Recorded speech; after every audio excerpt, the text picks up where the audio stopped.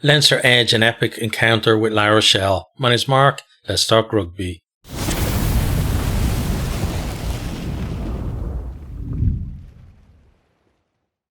What a game of rugby that was.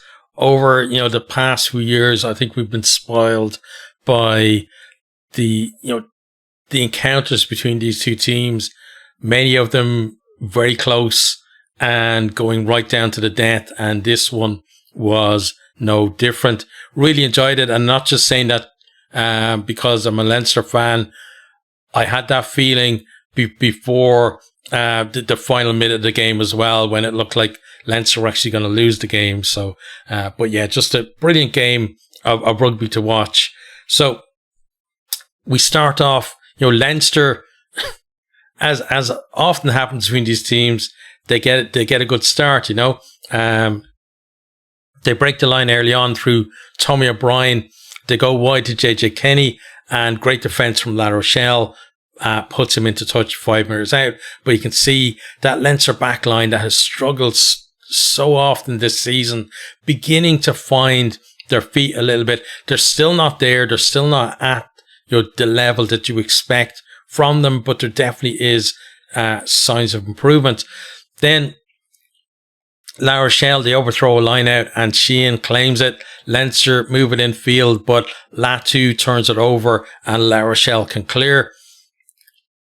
And then Leinster finally, they get the first score to strike off a line out on the edge of 22. They shift it left. There's a ruck, and then they move the ball quickly. Prendergast finds Tommy O'Brien on the edge.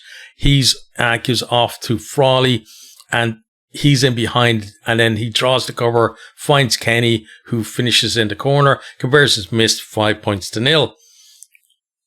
It's all Leinster then as they're stretching the La Rochelle defence. We have what looked like an innocuous kick into the 22 from halfway from Prendergast, but La Rochelle, they take their time clearing it. It's basically passed, and then they go for the kick, but Ioane charges it down. It breaks for Kenny, and he goes over for his second try. 12 points to 0 with the conversion, and it looks like Leinster are in control. But as we've seen, it feels like we've seen this movie so many times. After the brilliant Leinster start, La Rochelle start to work their way back into the game, and they get a penalty that allows them good position in the 22. They move the ball, and there's a deliberate knock on from Tommy O'Brien. He goes to the bin. Leinster also lose Frawley to an ankle injury. He's replaced by Andrew Osborne. And just like there was a few injuries on both sides today, and always just wish everybody a speedy recovery. La Rochelle then to the corner from another penalty. Again, they overthrow their line out, and it lands in the breadbasket for Henshaw. He hammers a kick downfield. We then have a stoppage as Favre basically, took a knee to the head in an accidental clash with Conan. He's allowed to continue without an HIA, which, again, it's a bit strange. I guess as someone who's not an expert, you would think just take the guy for precautionary HIA, whether his mouth guard is signal or wherever. Leinster then almost in again, but Sheehan is called back as he goes over the line for a knock on by Kenny from a high ball. Favre then does finally go for his HIA, and he gets replaced by Astoy. And Astoy coming on was a big catalyst for La Rochelle because he was excellent himself, and Bottia, two of the best players on the field for me. La Rochelle then go quickly from a penalty. Bottia breaks the line out wide. He decides, though, he's going to kick it through, even though he's got Dylan Lades and Ninyasvili outside of him, and eventually it comes to nothing there. But yeah, had it gone through the hands, you thought La Rochelle had a decent chance of scoring. They then go to the corner from a penalty. They set up the maul. Yegu, he's looking to basically either pop it off to someone outside the maul or move it back through them all. But as he's kind of holding up in the air, Joe McCarthy snaffles it, and Leinster on the back of that then end up winning a penalty. The play then moves into the La Rochelle half. We have a good tackle from Brian, and then Conan gets over the ball to win a penalty. Up the line into the 22 they go. The forwards carried it to about 5 metres out, but then Bottia over the ball wins a penalty, and he's such a danger at the breakdown, that guy, and he showed it again today. Leinster then, they're back to 15 at this stage. La Rochelle to the corner from another penalty. They go to the forwards, who carry into contact before going wide with penalty advantage. Back we come as I think it was now, and Nowell couldn't keep it in play out on the right. We then have a round of handbags. Both teams get a warning, and there's additional warning to Leinster for the number of penalties they're conceding close to the line. So they're basically on a double warning at this stage. La Rochelle up for a scrum. They move it left. Astai, bit of footwork, gets him out on the outside, and he puts Ninyashvili over in the corner to score. It's converted for 12 points to 7.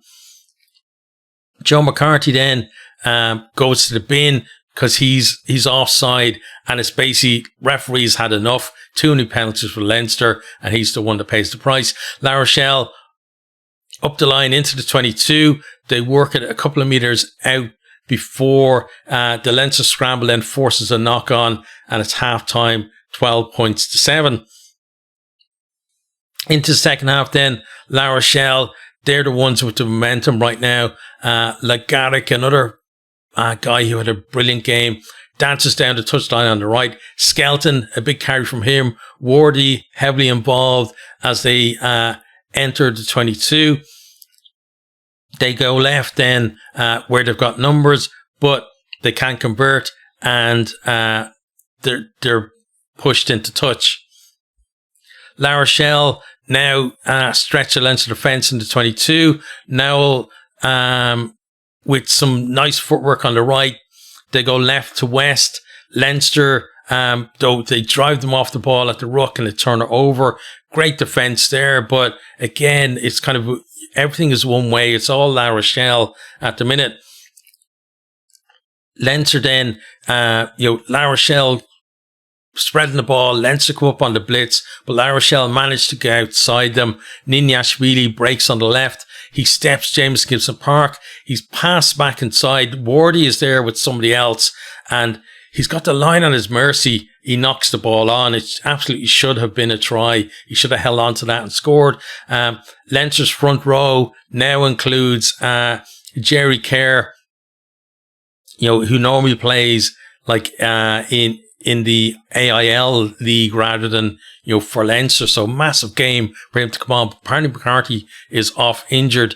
And Leinster, though, with him in the front row, they win a scrum penalty. And that was a big moment for them. But not long after, scrum penalty to La Rochelle, as it goes back the other way on the edge of the 22, they call for the tee. Garrick makes it 12 points to 10. Then we have, who's it? Downey Vuku. Yeah. Brilliant break in the midfield. He's a young centre, and the guy, is just absolutely class. Like, he was so good all day. Plenty of front foot for his team, but this, it's just his running style. He's one of those players where it doesn't look like he's going fast, but he's gliding and he's outpacing players. He gets deep into the 22, but his offload gets knocked on, and Leinster clear it. La Rochelle, they'll keep the pressure up as they come back into 22. Big carries from Skelton and Bottia before West then goes over in the corner. Converted from the touchline, and we're at 17-12 now. Leinster, they've got to come from behind in the final quarter to beat La Rochelle. And you think back, when have we seen this scenario before? And every time we've been in this position between these two teams, Leinster have never come out on top. La Rochelle then back to within a couple of meters, but Leinster managed to hold them up in the tackle and turn it over the maul. Prendergast, I thought, did really well there, holding this man up, because he obviously was targeted, as he often gets done. But you still feel like Leinster, they're on the rocks a little bit at the minute. They moved the ball in midfield then. Prendergast, lovely pass, gets Doris through a half gap. They go further wide. James Gibson Park out to Henshaw, and then nice hands out to Van der Fleer, and then he's going down the touchline, and you're thinking, is he going to make it or not? Puts on a nice step back inside, and then is able to reach out and score.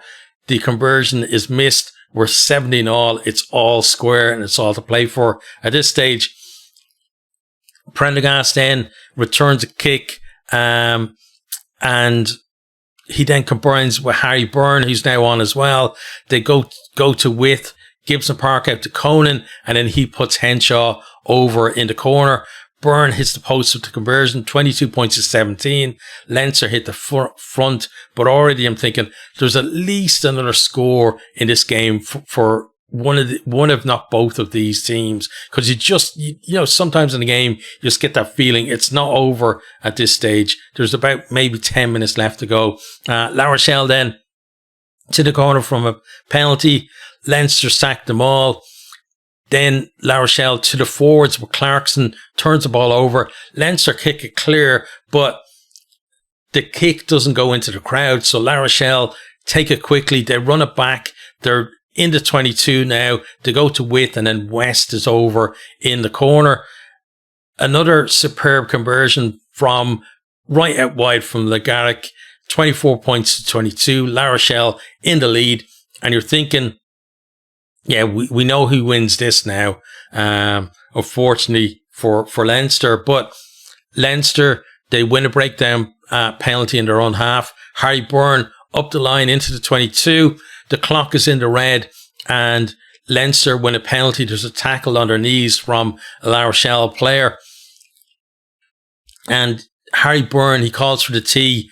And thinking back on this, Prendergast pretty poor from the tee today, and Leinster lucky that they do have Harry Byrne there, I think, to take that kick. He nails it, and Leinster win. Full-time score, 25 points to 24, and then we can all breathe again, because that was such a brilliant game. And again, it's one of the reasons why I think this is for me, even if it feels watered down compared to Heineken Cup days, still one of the best tournaments in the world in rugby. Absolutely brilliant game, and it just gets and it's not just about being a Leinster fan. I think had I been a neutral on this one as well, it's one of those that just gets the heart pumping. We're going to have a look at the stats, and then we'll have a chat about each of the teams. So let me pull the stats up here on the official site. So first of all, 4 tries to 3. So Leinster, it's a bonus point win for them.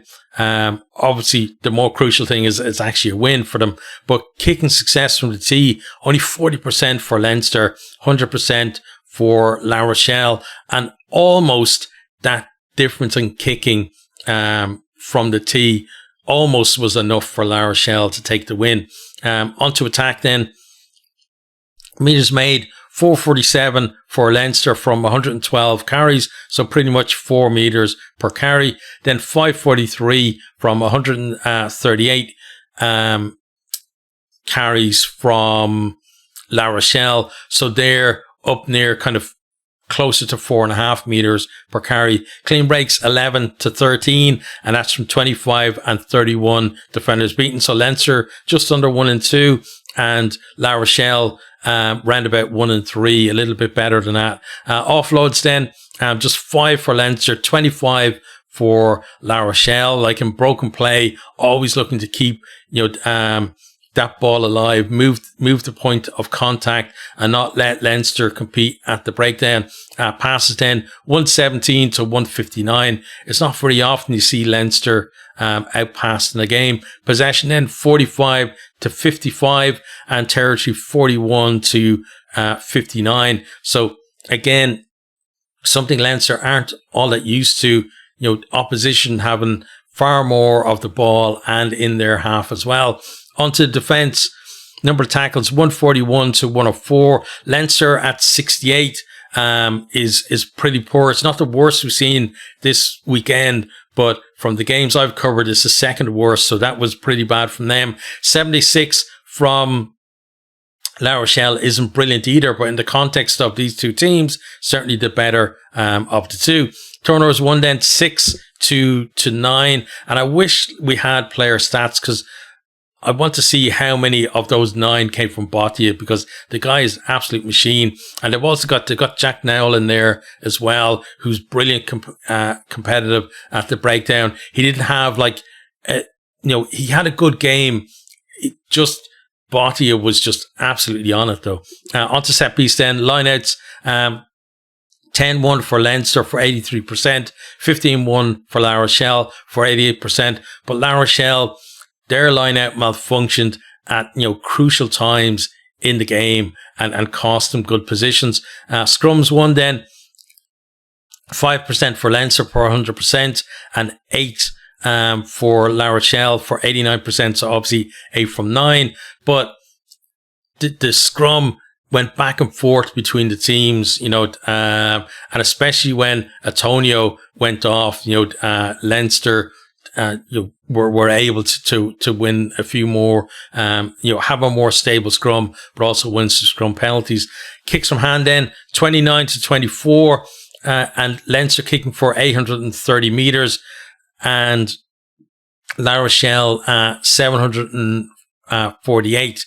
So both teams, there was a mix of long and contestable kicks, but Leinster putting up more of the contestable kicks, but some of them I felt, weren't quite on the money. They were just a little bit too far and allowed La Rochelle at times to very easily move the ball out to width as well, where they were causing problems for Leinster. But in terms of retained kicks, certainly Leinster on top, 5-1 in that. And onto the breakdown then. Rooks won 68 to 83. 2 Rooks lost each, 95 and 96%, kind of where you expect your Rook percentage to be. Turnovers won in Rooks and Mauls 6 to 9, and in Maul totals, Leinster no Mauls at all in the game. But part of that was they weren't putting on that much pressure, and therefore they weren't winning penalties that they were kicking to the corner, etc. It was La Rochelle that were doing that, and they had 4 Mauls, and they were successful in 3 of those. So let's talk about both of the teams.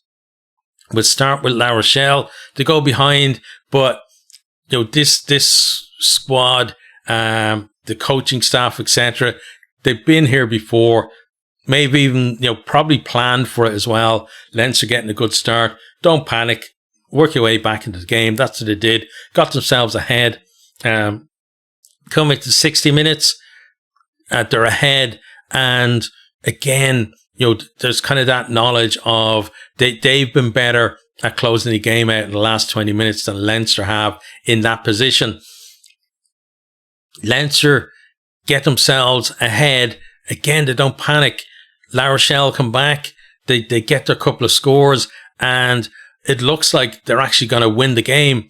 And it's only for that penalty right to death. Like we would have been talking about, I think, a famous La Rochelle win, especially a team that haven't been brilliant in the top 14 this year. Leinster, likewise, not brilliant in the URC as well. But when these two teams meet in Europe in recent years, the sparks flying, they really did today. But, there were some brilliant performances from them all across their team. And, they count themselves, I think, unlucky not to have won this game as well. I think they did enough, and it felt like they had actually won the game, only for Leinster to kind of snatch it at the end there. So,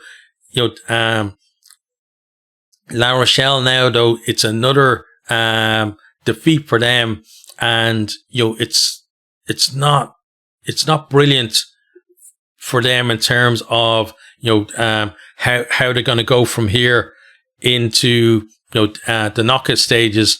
because you're thinking, at the moment, La Rochelle, I think, they're sitting in fourth place, but you've got Leicester and Bayonne who possibly could, pull off wins this weekend. If one of them do, they're right behind La Rochelle and the pressure is on there. But you would expect La Rochelle now to go on, win their final game, and maybe, potentially, I think the highest they can finish is second in the pool. I think the highest after the Stormers play their game is probably going to be third in the pool. But still, they're going to be one of those teams that if you've a home draw in the round of 16, you absolutely want to avoid. And what's the bets is Leinster? What's the bets to draw Leinster? Leinster then, by contrast, again, they got the good start.